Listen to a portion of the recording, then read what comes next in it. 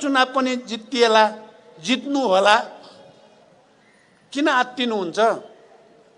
यदि त्यसो गरिएन भने पहिला त चुनाव त हुँदैन नै। स्पष्ट निर्वाचन हुनेछ, स्वच्छ निर्वाचन हुनेछ, निष्पक्ष निर्वाचन हुनेछ, धाँधली रहित निर्वाचन हुनेछ, बत्ती निभाइने छैन, मतपत्र च्यातिने छैन। आउनुहोस् चुनावमा आउनुहोस्। तर हाम्रो सबभन्दा ठुलो भरोसा नेपाली जनतामाथि नै हो, अरूमाथि होइन। जनताले मात्रै यसलाई सच्याउन मद्दत गर्न सक्छन् भन्ने हाम्रो अन्तिम भरोसा जनतामाथि हो। हिजो उहाँलाई कालीबहादुर खामहरू चाहिन्थ्यो, आज खोइ कालीबहादुर खाम कहाँ छन्? किन चाहिँदैन उहाँलाई कालीबहादुर खाम? हिजो उहाँलाई बचाउन, उहाँलाई जिताउन ज्यान दिने हजारौंका परिवारको के अवस्था छ? ती बेसहारा भएका बा आमाहरूको अवस्था के छ? उहाँलाई चिन्ता छ? टुराटुरी भएका केटाकेटीहरूको उहाँलाई चिन्ता छ? उहाँका परिवारका नाता गोता म धेरै केही भन्न चाहन्न। तपाईले मान कम अपमान सबैलाई दिनुभएको छ। तपाईलाई मान सम्मान अरूलाई दिने तपाईको बानी रहेनछ। अपमान भयो, मान पाइन मैले, त्यसैका लागि एकजनाको सनकमा संसद भङ्ग, सनकमा चाहिँ चुनावको घोषणा, सनकमा चाहिँ 1200 एकजनाले सिधै 64% बहुमत भएको सर्वसम्मत बहुमतको नेताले अहिले संसद विघटन भएपछि को कता छ के छ त्यो बेग्लै कुरा होला। जति बेला मैले विघटनको सिफारिस गरेँ त्यति बेला संसदको 64% बहुमतको सर्वसम्मत नेता हुँ म। त्यस हैसियतले मैले सिफारिस गरेको छु विघटन। अब मैले रानी पोखरी बनाई, के केपी ओलीले रानी पोखरी बनाएको हो? त्यो त कालीगढहरूले बनाए नि। धरहरा केपी ओलीले बनाएको हो, केपी ओलीको पालामा बन्यो होला, तर त्यो त सिकर्मीहरूले बनाए, कालीगढहरूले बनाए, इन्जिनियरहरूले बनाए। उहाँहरूलाई हामीले धन्यवाद दिनुपर्छ। धरहरा केपी ओलीले बनायो भन्छन्, नचाहिने कुरा केपी ओलीले बनाएको हो र इन्जिनियरले बनाएको हो।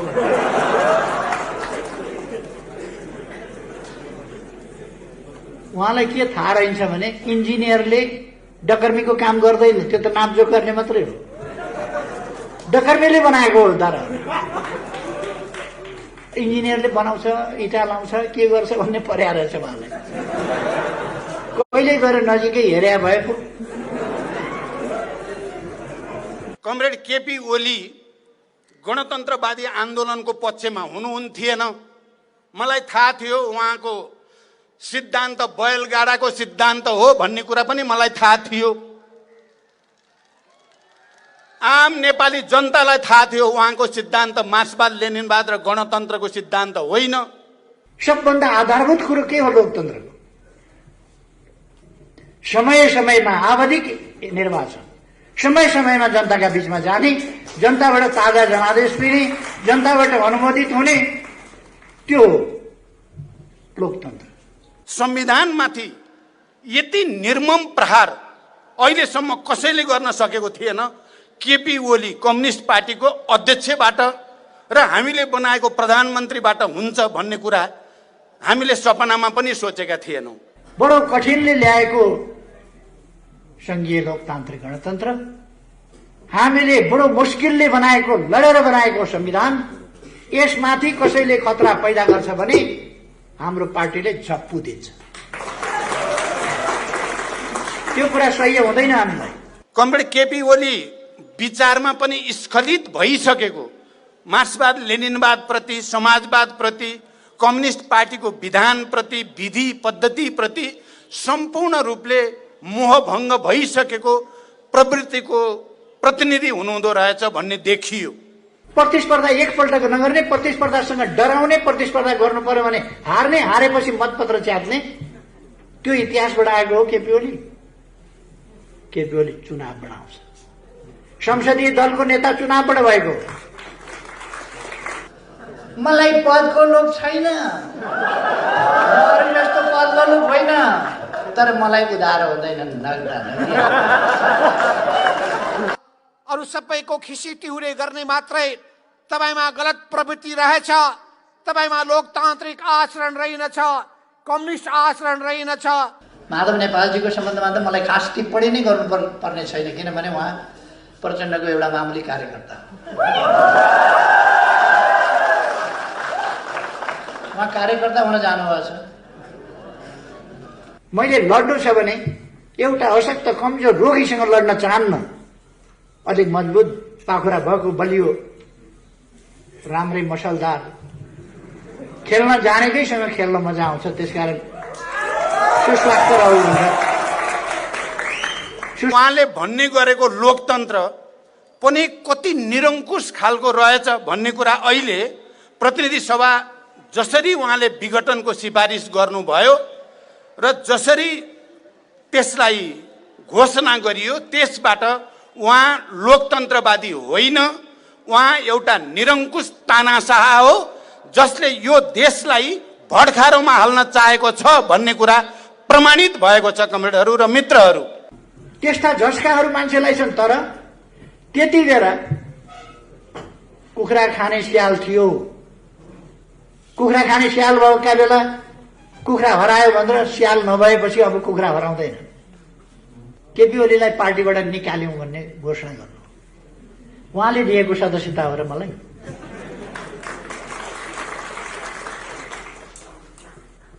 एकताका लागि दिएको थियो, एकीकरणका लागि दिएको थियो, यो देश बनाउनका लागि दिएको थियो, संविधान कार्यान्वयन गर्नका लागि दिएको थियो, स्थायित्वका लागि दिएको थियो, स्थिरताका लागि दिएको थियो, देश अगाडि बढाउनका लागि दिएको थियो। तर उहाँहरूले त्यो बहुमत आफ्ना स्वार्थका लागि प्रयोग गर्नुभयो। छोरी जिताउन नसकेपछि मतपत्र च्यातेर प्रजातन्त्रको धुजा पार्न, त्यसका लागि तपाईँ कांग्रेसमा जानुभएको थियो। तपाईँ कांग्रेससँग मिलेर चुनाव लडेको थाहा छ हामीलाई। छोरी जिताउन नसकेपछि मतपत्र च्यातेर प्रजातन्त्रको धुजा पार्न, त्यसका लागि तपाईँ कांग्रेसमा जानुभएको थियो।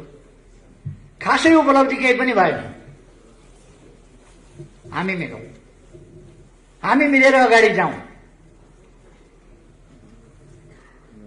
हाम्रा संविधानको सर्वोच्चताका नीतिहरू, हाम्रा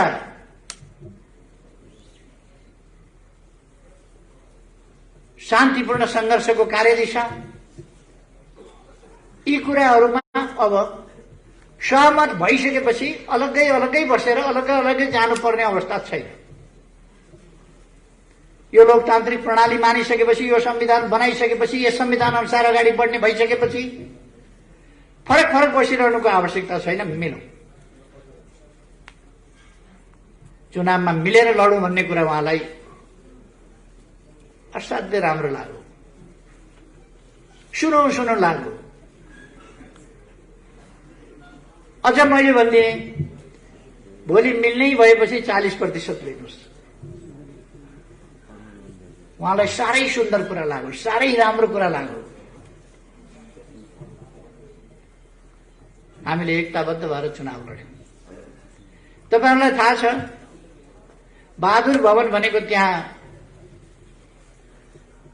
त्यो कान्तिपथ हुन्थ्यो, जमलभन्दा उत्तर, दरबारभन्दा पश्चिमतर्फ।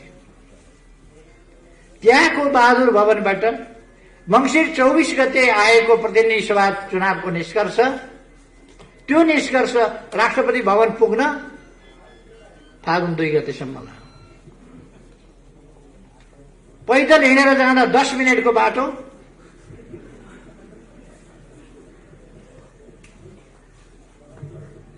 सवा 2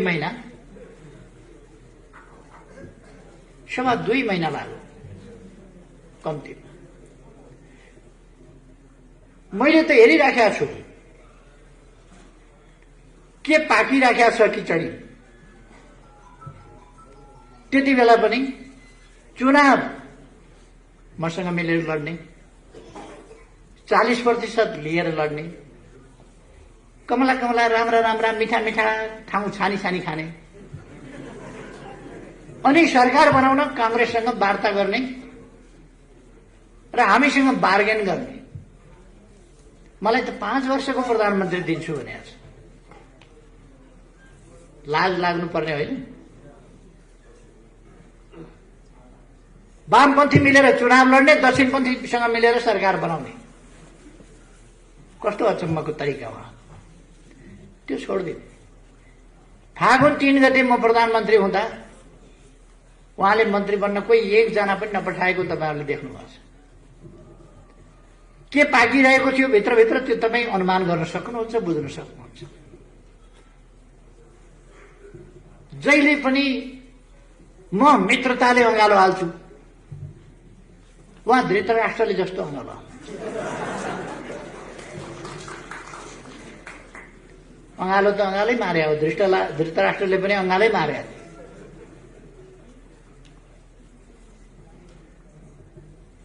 हाम्रो त्यही चलिरह्यो। उहाँको ध्यान कसरी कब्जा गर्ने, कसरी हत्याउने, त्यो मात्रै हुँदो रहेछ। मैले उहाँलाई अनेक सम्झाएँ, यो षड्यन्त्रकारी प्रवृत्ति छोड्नुहोस्, यो जाल जेल षड्यन्त्र र टिक्रमको राजनीति छोड्नुहोस्। राजनीति भनेको धोका र बेइमानी मात्रै होइन, त्यसैमा नकुद्नुहोस्। राजनीति भनेको इमानदारीताका साथ देश र जनताको सेवा गर्नु, त्यसमा लाग्नु। यी 3 वर्षमा मेरा डोब साबुनका धेरै डल्लाहरू खर्च भए, धेरै श्याम्पू खर्च भयो, ड्रमका ड्रम पानी, ट्याङ्कीका ट्याङ्की पानी खत्म भयो। उहाँलाई धुँदा धुँदा सम्झाउँदा साबन लायो पखालो जस्ता तस्तै, साबन लायो पखालो जस्ता तस्तै। अन्तिममा तपाईहरुले देखिहाल्नुभयो, अन्तिममा देख्नुभयो के हुँदो रहेछ। उहाँहरू बहुमत छ भन्दै हुनुहुन्छ। के को बहुमत छ उहाँहरू?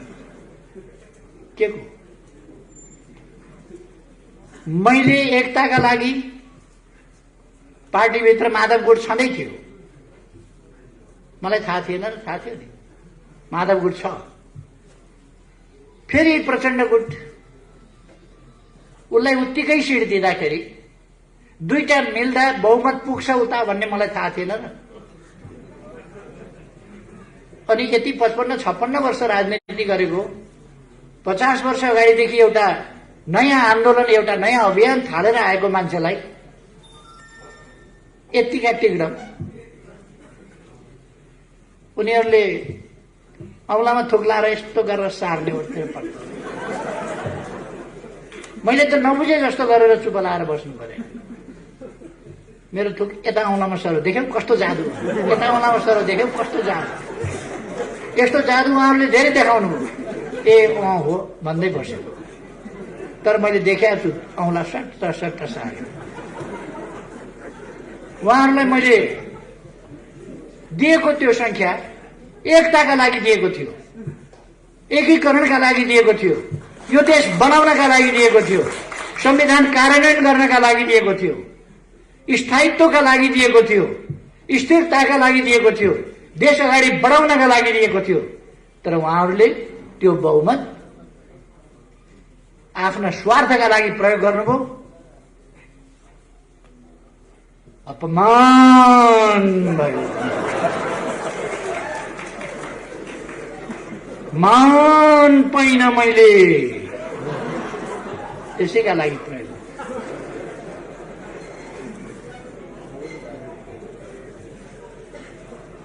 कतिपल्ट सम्झौता गर्ने? मेरो एउटा ब्रिफकेस भरिएको छ प्रचण्डसँगका सम्झौताले। कतिवटा सम्झौता गर्ने? आज सम्झौता गरौँ, भोलिपल्ट काँचै, फेरि अर्को सम्झौता गरौँ, फेरि अर्का दिन काँचै। तपाईँहरूले सुन्नुभयो होला, एक दिन आउनुभयो, आधा आधा गर्ने भनेको थियौँ, तपाईँ नै चलाउनुहोस् प्रधानमन्त्री, जनताले स्थायित्व चाहेका छन्, तपाईँ नै प्रधानमन्त्री हुनुपर्छ भन्ने चाहेका छन्, त्यो मैले बुझेँ। अहिले म प्रधानमन्त्री हुन खोज्दा राम्रो मानेनन् जनताले। मलाई कार्यकारी अध्यक्ष दिएर काम गर्न दिनुहोस् पार्टीमा। तपाईँ नै अध्यक्ष प्रधानमन्त्री भएर चलाउनुहोस्। प्रथम अध्यक्ष त तपाईँ हुँदै हुनुहुन्छ। उहाँले आफैले भन्नुभयो। मैले भने सचिवालयमा बैठकमा राख्नुहोस् प्रस्ताव। उहाँले आफै सचिवालयको बैठकमा प्रस्ताव राख्नुभयो। मैले हुन्छ भन्ने। भोलिपल्ट मैले गल्ती गरेछु कि क्या हो कामरेड भन्नु। गल्ती गर्नुभयो भने फेरि अर्को दिन सही निर्णय चाहिँ प्रस्ताव राख्नुहोस्, सच्याउनुहोस्। के निर्णय चाहिएको छ त्यो सच्याउनुहोस्। महाधिवेशन अलिक अगाडि नै गर्नु पर्यो। जहिले सकिन्छ तैले गरौँ नि त। जहिले सकिन्छ तैले गरौँ भनेपछि गत वर्ष माघ 14 देखि 19 सम्म भएको केन्द्रीय कमिटिको बैठकले आगामी महाधिवेशन 77 साल चैत 25 गतेदेखि 30 गतेसम्म हुने भन्ने फैसला गर्यो। उहाँकै अध्यक्षतामा म बैठकमा पनि बसेको थिएँ। उद्घाटनमा आएँ, समापनमा आएँ, बाँकी उहाँलाई छोडिदिएँ। उहाँले नै सबै पास गराएको। फेरि पास भइसकेपछि विधान संशोधन गरियो। नछापो कि क्या हो यो विधान? पारित गरिसकियो, केन्द्रीय कमिटीबाट पारित गरिसकियो। उहाँहरू अर्कै गुटबन्दीमा लाग्नु पदका लागि। जता जानुपर्ने त्यता उहाँहरू कहिल्यै हिँड्नु भएन। 3 महिनाभित्र टुङ्ग्याउने एकीकरण भनेको 2.5 वर्षमा टुङ्गिएन। त्यता विचारै गर्नुहुन्न। सरकार असफल भयो कराएको कराई गर्नुहुन्छ। संवैधानिक आयोगहरूमा मान्छे नियुक्ति गर्न बैठकै बस्न मान्नुहुन्न।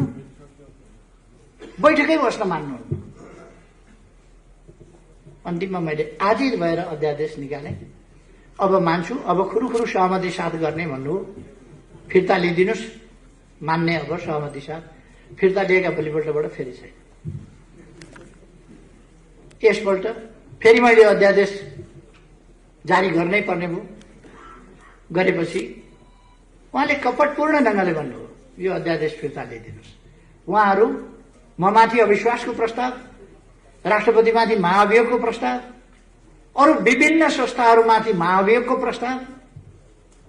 यो त लोकतान्त्रिक मूल्य, मान्यता, संस्थाहरूको मर्यादा केही नराख्ने, सबैलाई यो गणतन्त्र लोकतन्त्र भन्ने नै हुने रहन्छ, कामै नलाग्ने व्यवस्था रहेछ भन्ने पार्ने। उहाँ अहिले पनि भन्नुहुन्छ खसीको टाउको झुन्ड्याएर कुकुरको मासु बेच्ने ठाउँ। अहिले पनि भन्नुहुन्छ।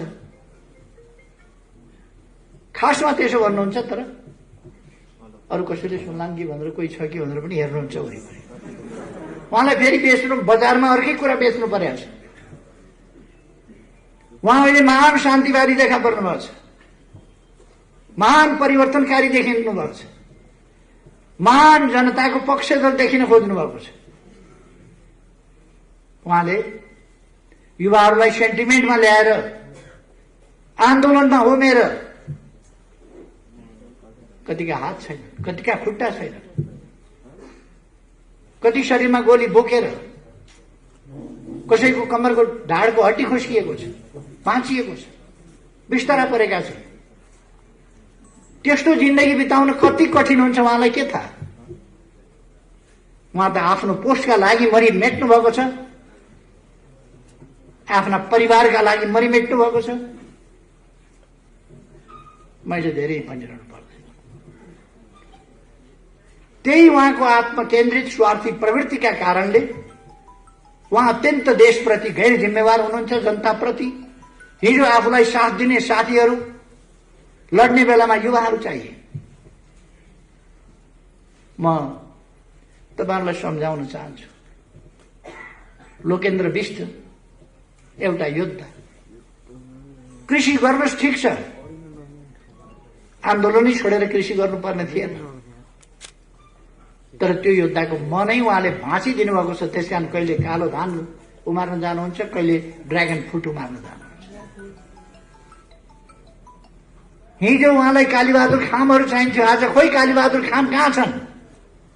किन चाहिँदैन उहाँलाई कालीबहादुर खाम? हिजो उहाँलाई बचाउन, उहाँलाई जिताउन ज्यान दिने हजारौंका परिवारको के अवस्था छ? ती बेसहारा भएका बा आमाहरूको अवस्था के छ? उहाँलाई चिन्ता छ? टुराटुरी भएका केटाकेटीहरूको उहाँलाई चिन्ता छ? उहाँका परिवारका नाता गोता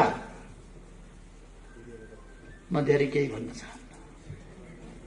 तपाईहरु आफैले देख्नु भएको छ, भोग्नु भएको छ, म धेरै केही भन्नु छ। माधव नेपालजीको सम्बन्धमा त मलाई खास टिप्पणी नै गर्नु पर्ने छैन, किनभने उहाँ प्रचण्डको एउटा मामुली कार्यकर्ता हो। उहाँ कार्यकर्ता हुन जानुभएको छ। मलाई पदको लोभ छैन, म अरू जस्तो पद लोभ होइन, तर मलाई उधार हुँदैन, नगदी हात उधार म पत्याउँदिन, हाताहाती चाहिन्छ नगद। नगद के रहेछ भने त द्वितीय अध्यक्ष, द्वितीय एउटा खास परिस्थितिमा हामीले दुईटा अध्यक्ष बनाएका थियौं। एमालेको अध्यक्ष, माओवादीको अध्यक्ष, दुईटा मिलाएर अध्यक्ष बनाएका थियौं। दुईटा अध्यक्ष त्यसरी हामीले आन्दोलनलाई एकीकृत गर्नका लागि, आन्दोलन फुटाउन पनि दुईटा तीनटा अध्यक्ष चाहिन्छ, जुटाउन पो हामीले बनाएका थियौं। त फुटाउन पनि दुईटा तीनटा अध्यक्ष किन चाहियो? तर मन भनेको अचम्मकै हुँदो रहेछ।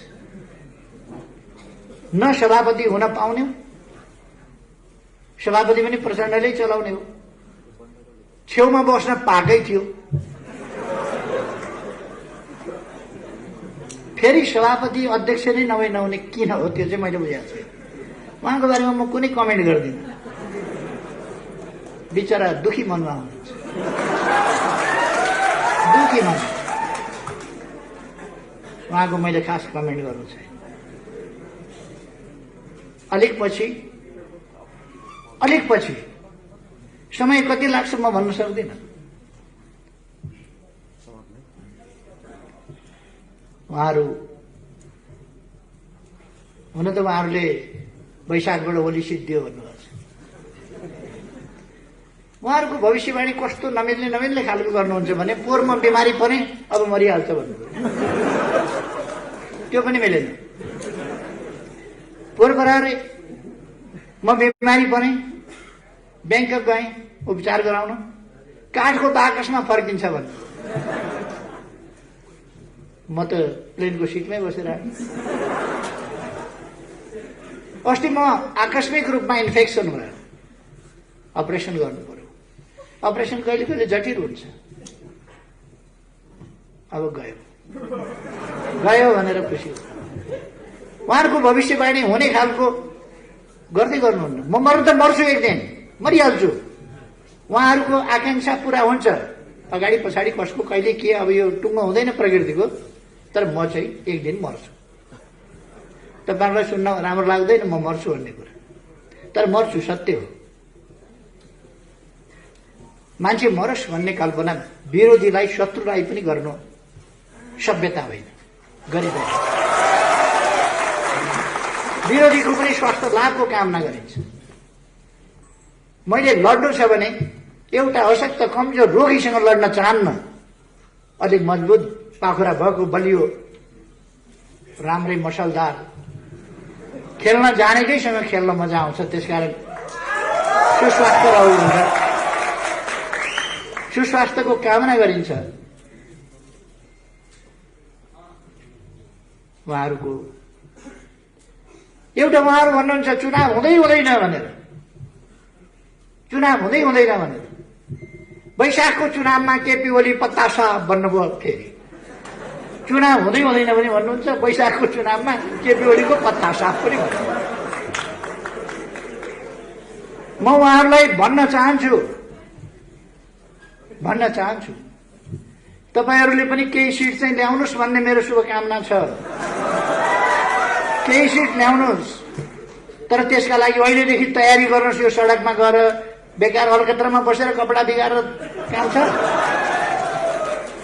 घाम लागेको बेला अलकत्रामा बस्नुपर्छ, कपडा बिगार्नु काम।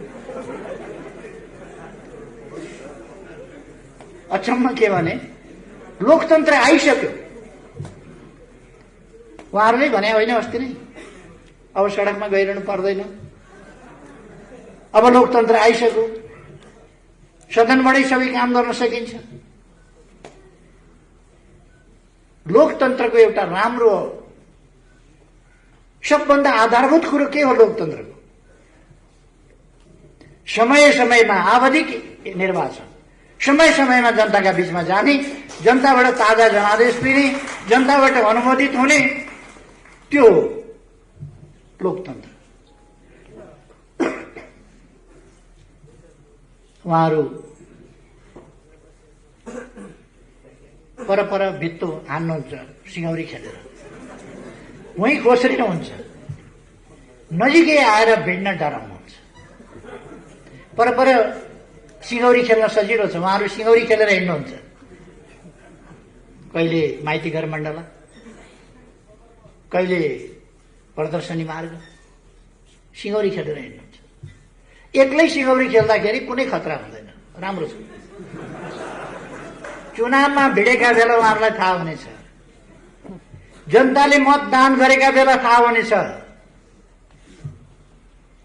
मेरो सुझाव छ केही सिट तपाईँहरू पनि जित्नुहोस्। जित्नु छ भने अहिलेदेखि चुनावको तयारीमा लाग्नुहोस्। उहाँहरू हल्ला गरिरहनु भएको छ कराएर। संसद पुनर्स्थापना हुन्छ। संसद पुनर्स्थापना संविधानले मिल्दैन। संविधानले मिल्ने भए पुनर्स्थापना हुन्थ्यो, संविधानले मिल्दैन। 64% बहुमत भएको सर्वसम्मत बहुमतको नेताले अहिले संसद विघटन भएपछि को कता छ के छ त्यो बेग्लै कुरा होला। जति बेला मैले विघटनको सिफारिस गरेँ त्यति बेला संसदको 64% बहुमतको सर्वसम्मत नेता हुँ म। त्यस हैसियतले मैले सिफारिस गरेको छु विघटन। अब बाँकी 36%मा विकल्प बन्छ। विकल्प भनेको बहुमत चाहिन्छ। विकल्प भनेको 51% चाहिन्छ। त्यहाँ 51% बिना सरकार बन्दैन। सरकार बन्ने विकल्प छैन भने संसद पुनर्स्थापना के का लागि हुन्छ? अस्थिरताका लागि, तमासाका लागि हुन्छ? संसद पुनर्स्थापनाको सम्भावना छैन। कतिले भन्छन् फेरि संविधानले होइन, हाम्रा कतिपय वकिल साहबहरू पनि संविधानले होइन राजनीतिक आग्रहवश भन्छन्। संविधानमा विघटनको कुरै देखाएको छैन। धारा 76 को उपधारा 7 मा प्रधानमन्त्रीको सिफारिसमा राष्ट्रपतिले प्रतिनिधि सभा विघटन गर्नेछ र नयाँ निर्वाचनका लागि मिति तोक्नेछ। नयाँ मिति तोक्ने कुरा राष्ट्रपतिले तोक्ने त्यसमा व्यवस्था छ। 5 वर्ष अगाडि संसद विघटन हुनै सक्दैन भन्नुहुन्छ उहाँहरू। धारा 85 ले भन्छ अगावै विघटन भएमा बाहेक संसदको अवधि 5 वर्षको रहनेछ। अनि राजनीतिक आग्रह देखाएर हुन्छ? संविधानमा के व्यवस्था छ हेर्नु पर्यो। दुनियाँको अभ्यास के छ हेर्नु पर्यो। बेलायतमा लिखित संविधान छैन, तर अस्ति भर्खर संसद विघटन भयो, निर्वाचन भयो। निर्वाचन हुँदैन। संसदीय प्रणालीमा प्रधानमन्त्रीको प्रेरोगेटिभको रूपमा यसलाई मानिन्छ। अब चुनाव हुँदैन के न हुन्छ, बर्बाद हुन्छ, संविधान जान्छ, व्यवस्था जान्छ, गणतन्त्र जान्छ। तपाईहरु भन्नुहोस् त के संविधान जान्छ चुनाव गर्दा? चुनाव गर्दा गणतन्त्र जान्छ? चुनाव गर्दा लोकतन्त्र जान्छ? केही पनि जाँदैन। चुनाव गर्दा लोकतन्त्र मजबुत हुन्छ, जनताले आफ्नो ताजा फैसला दिन्छ। र साथीहरूलाई म भन्न चाहन्छु, तपाईहरु ढुक्कले यो देशलाई अन्धकारमा पर्न नदिने, अलमलमा फस्न नदिने शक्ति हामी हो। हामीले अलमलमा फस्न दिनु हुँदैन। हामी नभएको भए म तपाईहरुलाई भन्न चाहन्छु, हामी नभएको भए संविधान बन्दैन थियो। तपाईँ हामीले देखाएको छैनौँ कसरी हामी अड्नु परेको थियो, कसरी हामीले अरूलाई अडाउनु